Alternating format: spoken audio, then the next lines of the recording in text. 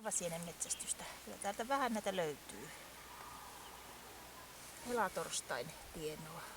Ihan on komeen kokoisia.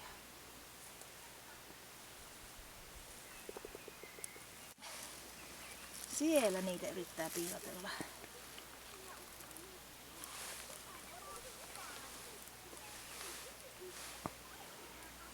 Joku voisi sanoa, että näyttää ihan kakkakikkareilta. Saattaisi olla ihan oikeassakin.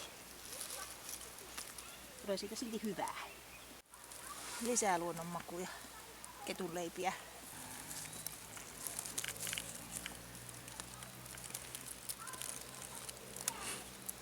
Kameramiehen sormessa on itikka. Nekin on herännyt.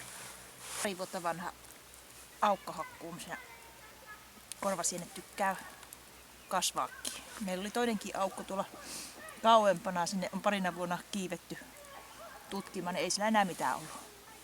Äkkiä menee sitten se korvasienien satoisuuskin siinä aukolla, kun sitten tulee ikää. Mikähän sitten tämä on? Tää vähän näyttää korvasieneltä, mutta ei kuitenkaan. Tää on vaaleampi.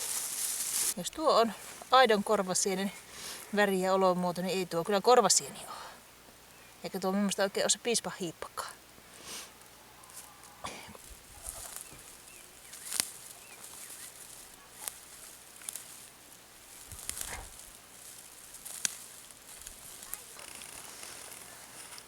Paremman lehtiä. On sen verran täällä terhakasta ja nuorta, niin kun ei saa enää korvasieniä, niin saadaan sitten vadelmia.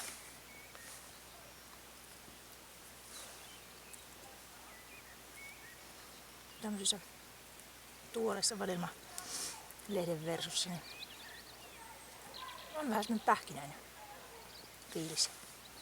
Näistä voisi tehdä vaikka teetä.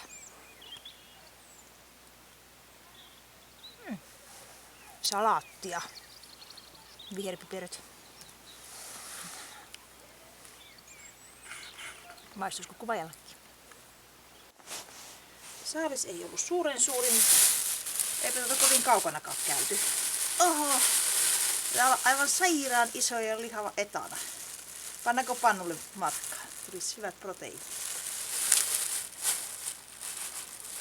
Ehkäpä ei. Kiitos.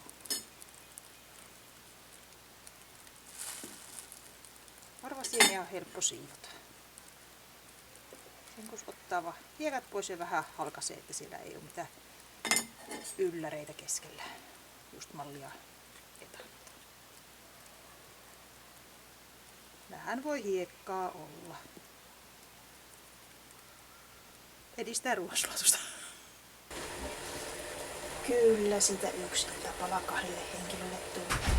Enempää ei etanata löytynyt, mutta jokunen muu pikkutorakka, vähän hiekkaa, mutta ei se niin vaarallista ole. Korvasienethän on myrkyllisiä, niitä ei ihan oikeasti saa keittämättä, ryöpäämättä käyttää missään nimessä. Jotkut ohjeet sanoo, että pitäisi ryöpätä 3 eri vedessä aina 5 minuuttia kerrallaan ja vaihtaa vesi välissä. Ja toiset ohjeet taas on, että kertaalleen se 10 minuuttia riittää. Pääasia, että ryöppää runsassa vedessä ja että sitä keitinvettä ei sitten käytä.